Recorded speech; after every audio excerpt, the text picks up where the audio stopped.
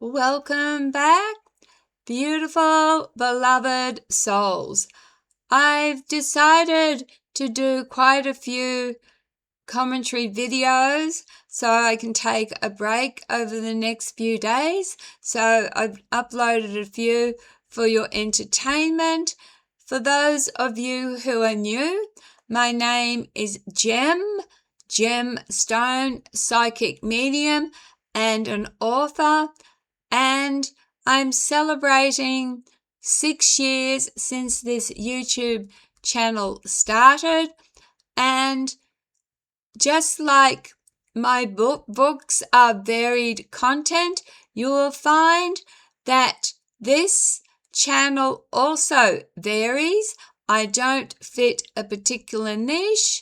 I look at anything and everything to do with life, death, through a lens, L-E-N-S, Gem's lens. I won't keep harping on. Those who've been with me for a long time know the story, and they're probably saying, come on, Gem, get on with it. So I'm going to get on with it instead of just, normally I would take about a couple of minutes introduction about what I do, blah, blah, blah, but I'm going to get on with it. And I don't normally look at games or gaming, but it actually fits very well with what I do. And as a psychic medium, I love looking at paranormal stuff, and I also, as a psychic medium, have dealt with hauntings, and I've described the different types of hauntings in other videos that I've uploaded. But it fascinates me that with external hauntings, the different types of entities and different types of hauntings I've experienced, and there is a relationship there between some games when you're beating villains, monsters, bosses. Anyway, I'm going to get on with it now. So this commentary is called Levels, Bosses, and the Ancient Male Story, from Cavemen to Consoles. One thing that stands out immediately when we look at gaming culture, especially games played predominantly by men, is this idea of levels. You don't just play, you advance. You clear stages, you defeat increasingly powerful bosses. Each one is harder, darker, smarter than the last. And I want to explore whether this is just entertainment or whether it's tapping into something very old. Levels and masculinity. Most traditional male-orientated games are built around a hierarchy of threat.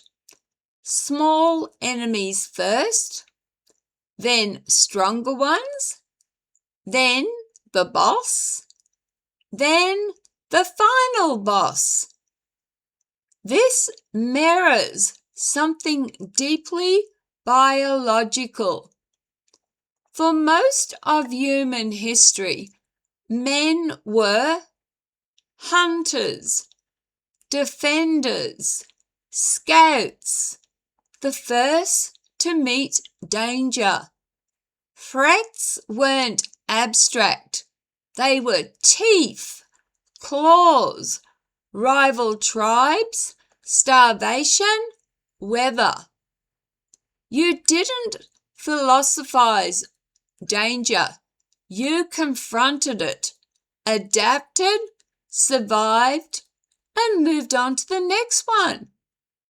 Games create or recreate that rhythm in a safe digital environment. Each level says, "You survived this. Now let's see if you can survive more." That progression reinforces identity, competence, and mastery, not cruelty. Bosses as modern predators. Boss fights are not random. They are bigger, stronger, often grotesque or mythic, often guarding something. That is not new storytelling. In ancient cultures, the dragon guarded gold. The monster guarded the cave. The demon guarded forbidden knowledge. The giant blocked passage to new land. Bosses are symbolic gatekeepers. You don't fight them for fun. You fight them because progress demands confrontation. That is a hunter's story. Why many women gravitate to different game styles. Now, this is not a rule. Plenty of women love combat games. Plenty of men love farming simulators. But statistically, many women are drawn to puzzle games, story-based exploration, farming and building games, social and cooperative mechanics. These mirror different ancestral priorities. Women historically maintained community, managed resources, nurtured continuity, detected subtle changes in environment.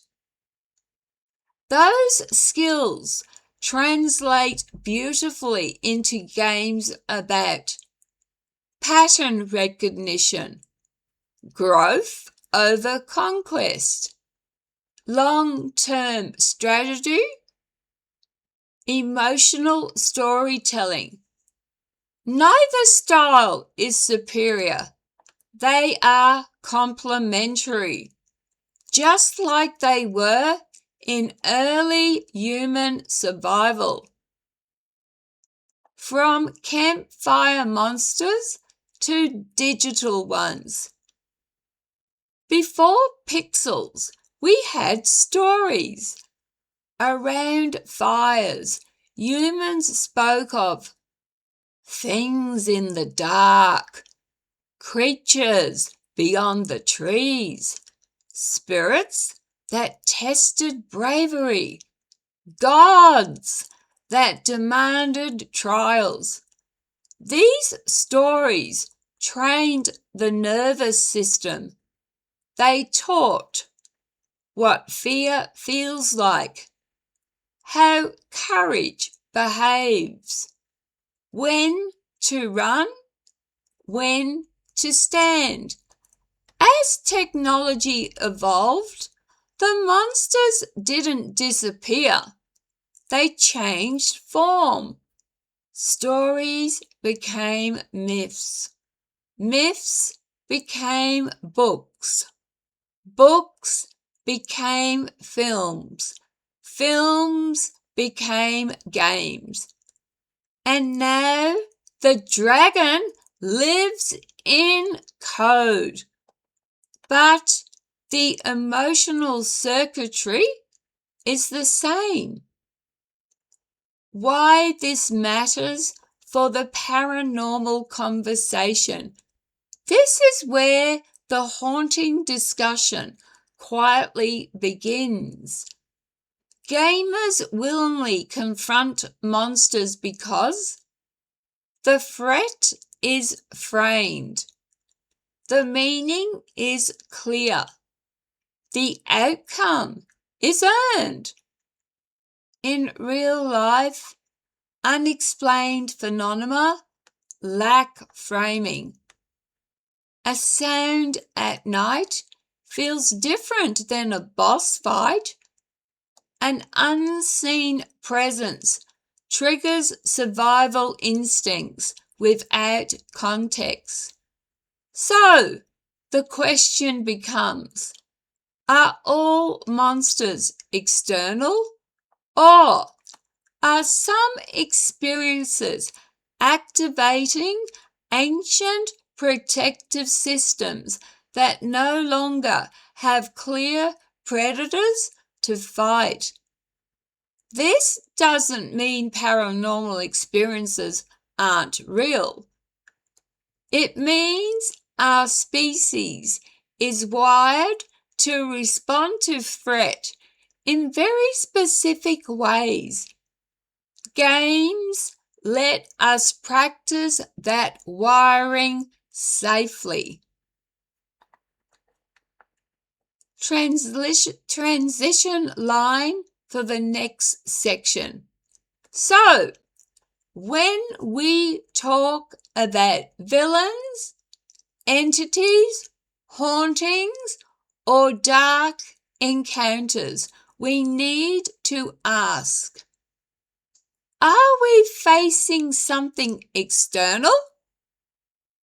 Or are we responding like hunters hearing a sound in the bushes? Because once you understand that distinction, fear changes shape. And that's where discernment begins. Please, beautiful, beloved souls, do drop a comment or two. Do so respectfully, please. Thank you, beautiful ones, for watching this. Please be kind to each other and take care of yourselves. Cherish every moment. Love, light, and blessings. Good night.